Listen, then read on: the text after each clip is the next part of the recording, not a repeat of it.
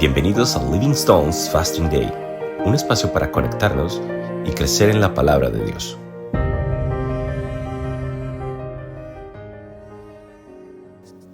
Hola familia, buenas tardes. Mi nombre es Lisette y les hablo desde la ciudad de Melbourne, y para el día de hoy les voy a compartir un tema al cual he titulado El servicio a Dios, una respuesta a su amor. Entonces, pero primero vamos a definir qué es servicio. Entonces, servicio dice que la palabra griega para servir significa trabajar, esclavizar, adorar, cultivar. Entonces se entiende que servir a Dios es consagrar la vida para Él, conduciéndonos de manera que a Él le agrade nuestro diario vivir. Entonces podremos decir que el servicio a Dios es una respuesta genuina de nosotros como hijos de Dios, al amor que Papito Dios tiene por nosotros. Entonces, nuestro mayor ejemplo en servicio es nuestro Señor Jesús. Y para Él, como lo dice en Filipenses 2, del 5 al 8, que dice: haya pues en vosotros este sentir que hubo también en Cristo Jesús, el cual, siendo en forma de Dios, no estimó el ser igual a Dios como cosa que aferrarse, sino que se despojó a sí mismo, tomando forma de siervo, hecho semejante a los hombres, y estando en la condición de hombre, se humilló a sí mismo, obedeciéndose, haciéndose obediente hasta la muerte y muerte de cruz. Entonces aquí vemos unas características del carácter de nuestro Señor Jesús, del servicio, como es primeramente que no estimó ser igual a Dios como a cosa que aferrarse, tomó forma de siervo, se humilló, y la obediencia. Y sobre todo, entonces vamos a hablar de 4 claves para servir, y yo los invito que a medida que vayamos hablando nos vayamos examinando cuáles son las actitudes que tenemos para servirle a Papito Dios. Y la primera es escuchar a Jesús sin miedo. Entonces vamos a ir durante el tema, nos vamos a estar siempre en Marcos 9, a lo largo del Marcos 9. Entonces vamos a leer del versículo 30 al 32. Dice: habiendo salido de allí, caminando por Galilea, y no querían que nadie lo supiese, porque escuchaban a sus discípulos, y les decía: el Hijo del Hombre será entregado en manos de los hombres, y le matarán, pero después de muerto resucitará al tercer día. En el versículo 32 dice: pero ellos no entendían esa palabra y tenían miedo de preguntarle. Entonces, muchas veces, como los discípulos aquí, como lo dice en el versículo 32, que tenían miedo de preguntar. Y nosotros muchas veces estamos en una situación, en unas circunstancias, y hemos orado a nuestro Padre Dios, y tal vez ya Él ha mostrado o le ha dicho algo que debemos hacer, y nosotros nos da miedo de preguntarle, decirle: no entendemos. Y muchas veces existen 2 razones por las que no queremos preguntarle a nuestro Padre Dios. Primeramente, porque tal vez la respuesta que nos va a dar miedo de hacerlas, o sencillamente porque creemos que no ante nuestros ojos esa palabra que ha puesto Dios, el camino que debemos tomar, no tiene lógica ante nuestro parecer. Y nuestro Señor Jesús siempre nos ha pedido que le entreguemos todo. Así como los discípulos, cuando le hizo su llamado, Él les decía: dejen todo y síganme, y ellos, dejando sus redes o dejando muchas otras cosas, lo dejaban todo para seguirle a Dios. Entonces tal vez ellos en este momento, al decir que nuestro Señor Jesús le estuviera diciendo que después de muerto iba a resucitar, para ellos no entendían eso, pero aún así no le preguntaron. Si leemos en Marcos 9, en los versículos anteriores, cuando nuestro Señor Jesús libera a un muchacho endemoniado, ellos le preguntan por qué no habían podido hacerlo. En cambio, aquí tenían miedo de la respuesta de nuestro Señor Jesús. Y nosotros muchas veces tenemos ese miedo a la respuesta de nuestro Padre Dios en algunas circunstancias. Lo más importante es que nosotros tenemos miedo a acercarnos a Dios, y la palabra de Dios dice que acerquémonos con confianza al trono de su gracia, y solo en el trono de su gracia nosotros podemos encontrar esa paz que sobrepasa todo entendimiento, como lo dice en Filipenses 4:7, y Él nos mostrará el camino que debemos seguir, aunque no veamos, aunque nuestro parecer no tenga lógica. Pues si confiamos en nuestro Padre Dios, caminaremos en pos de lo que Él ha dicho. También hay otra cosa, y eso lo leemos en del versículo 33 al 37, y otra clave para servir es tener una motivación correcta. Y aquí dice: llegó a Capernaum, y cuando estuvo en casa le preguntó: ¿qué disputáis entre vosotros en el camino? Mas ellos callaron porque en el camino habían disputado entre sí quién había de ser el mayor. Entonces él se sentó y llamó a los 12 y les dijo: si alguno quiere ser el primero, será el postrero de todos y el servidor de todos. Tomó a un niño y lo puso en medio de ellos, y tomándolo en sus brazos les dijo: el que recibe en mi nombre a un niño como este, me recibe a mí, y el que me recibe a mí, no me recibe a mí, sino al que me envió. Entonces aquí la disputa o la discusión entre los discípulos no era cómo íbamos a llevar la palabra de Dios o cómo íbamos a compartir el mensaje de nuestro Señor Jesús, sino era quién era el mayor de ellos, ¿sí? Entonces creo que al igual que los discípulos, y a nosotros también muchas veces nos olvida que aquí estamos es para hacer grande el nombre de nuestro Señor Jesús. Y si nuestro Señor Jesús era una de las personas que podría estar, digamos, que picársela más porque era el Hijo de Dios, Él renunció a sus privilegios divinos para venir aquí a la tierra y hacer la voluntad de nuestro Padre. Entonces, una de las ambiciones más grandes de nuestro Señor Jesús es que la palabra de Dios sea llevada hasta los confines de la tierra, como lo dice en Mateo 28, en donde habla de la gran comisión, y que todas las personas procedan al arrepentimiento, como lo dice en 2 de Pedro de 3 al 9. Pero aquí los discípulos eso no lo tenían en cuenta, sino para ellos era quién era el mayor, o la competencia de quién era el discípulo consentido, el discípulo amado. Pero acá no, nuestro Señor Jesús nos recalca en el versículo 35 que aquí el mayor es el servidor de todos. Entonces en el reino de los cielos totalmente diferente que en el mundo. En el mundo tal vez para las personas es más importante que le rindan pleitesía. En el reino de Dios no, es quién sirve a los dos y a los demás, y de la manera en que se sirve a los demás.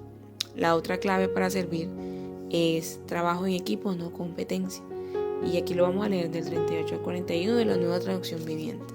Y dice: Maestro, Juan le dijo a Jesús: Maestro, vimos a alguien usar tu nombre para expulsar demonios, pero le dijimos que no lo hiciera, porque no pertenece a nuestro grupo. Al 39, nuestro Señor Jesús le dice a Juan: no lo detengas. Nadie que haga un milagro en mi nombre podrá luego hablar mal de mí. Todo el que no está en contra de nosotros está a nuestro favor. Si alguien les da a ustedes incluso un vaso de agua porque pertenece al Mesías, les digo la verdad, esa persona ciertamente será recompensada. Y aquí entonces digamos que Juan estaba bravo, no era porque se estuviera compartiendo el mensaje de nuestro Señor Jesús, sino de que esa persona no perteneciera a la iglesia. Eso era lo que le disgustaba a Juan. Entonces nosotros muchas veces tenemos eso. Nuestra competencia o ese espíritu de competencia revela esa inseguridad, y muchas veces vemos el éxito de los demás o el éxito de nuestros hermanos en la fe como una amenaza para nosotros. Entonces, ¿cómo podemos identificar que nosotros también tenemos esas cosas? ¿Cómo reaccionamos nosotros cuando vemos que alguno de nuestros hermanos en Cristo da un testimonio de que consiguió un trabajo profesional, que pasó el IELTS, que pasó el PT? Nosotros, ¿cómo reaccionamos?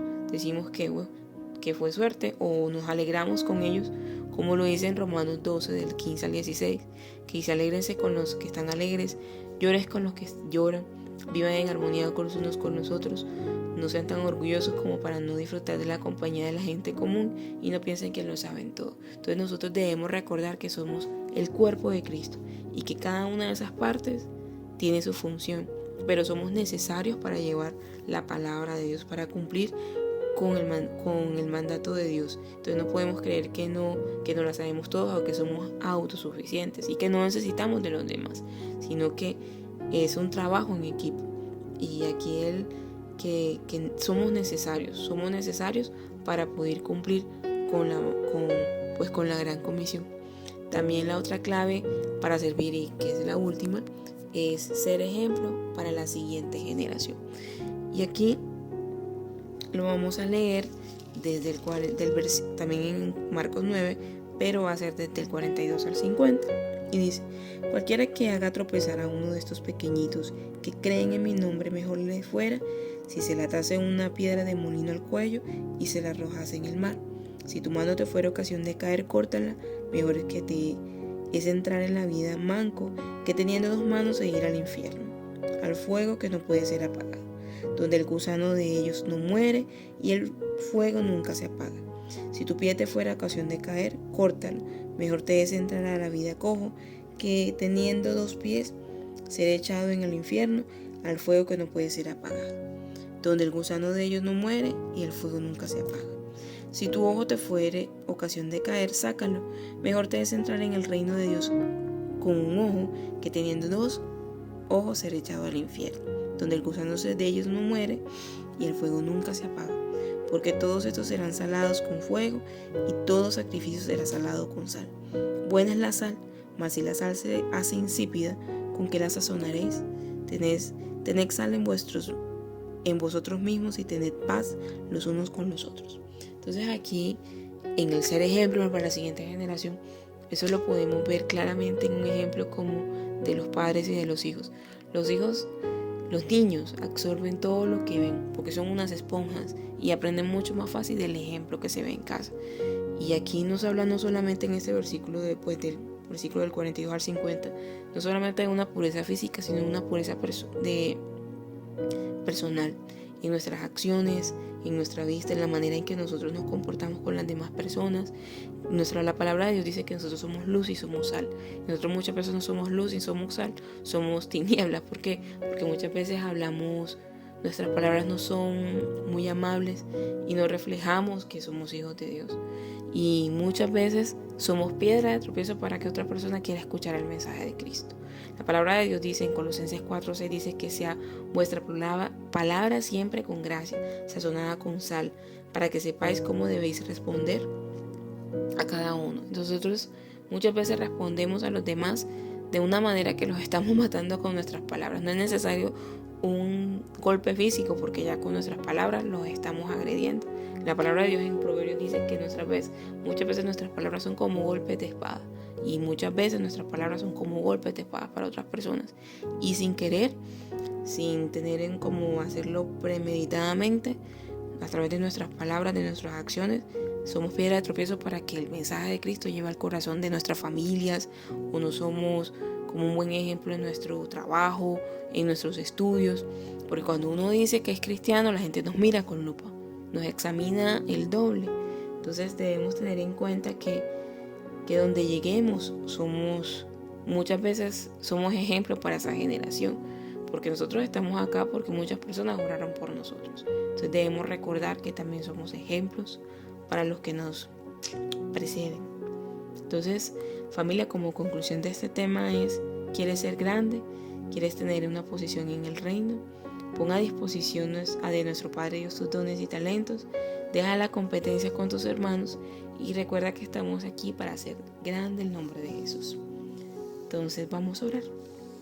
Padre de los cielos, yo te doy gracias, Señor, por este tema, papá, y te pido, Señor, que seamos oidores, hacedores de tu palabra, y que examines nuestro corazón, Señor, y que tu Espíritu Santo nos reveles, Padre, la verdadera motivación con la que estamos sirviendo.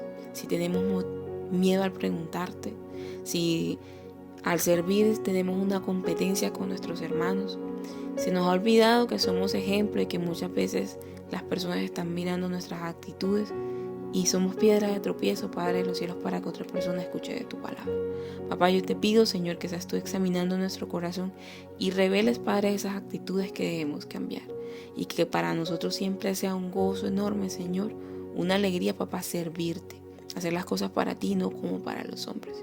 Yo te doy gracias, Señor, y te pido, papá, que cada persona que escucha este mensaje, Señor, anhele, Señor, hacer esos cambios en nuestras actitudes que ya tú en intimidad has revelado, Señor. Yo te doy gracias, Padre de los cielos, y te pido, Señor, que cada persona seas tú renovando el entendimiento de cada persona, papá, y que seas tú reorientándonos y reencaminándonos, Señor, hacia ese camino, Señor, que debemos tomar y servir siempre con la mejor actitud, entendiendo, Señor, que estamos aquí para hacer grande tu nombre, el nombre sobre todo nombre, el nombre de Jesús.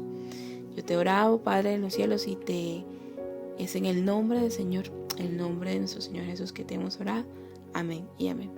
Familia, que tengan un feliz resto de día. Dios los bendiga. Chao, chao.